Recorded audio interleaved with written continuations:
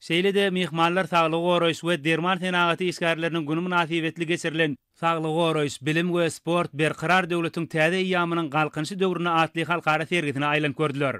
Şeýle-de ýurdumyzda bolmaklarynyň çäklerinde mihmanlar ýörüýte düzülen medeni maksatnama laýyklykda ýurdumyzyň gözel ýerlerine gezelenip jetdiler. Mihmanlar Türkmenistanyň dokma senagaty ministrliginiň garamagynaky Aşgabatyň modalar öýüne türkmen milli libaslarynyň görkezilişini tomoş etdiler. Soňra mihmanlar Türkmenistanyň döwlet medeniýet merkeziniň döwlet muzeýine geldiler. Olar bu ýerde saklanýan gymmatlyklar bilen tanıştyryldy. Mihmanlara muzeýiň bölümleri barada gurrun berildi.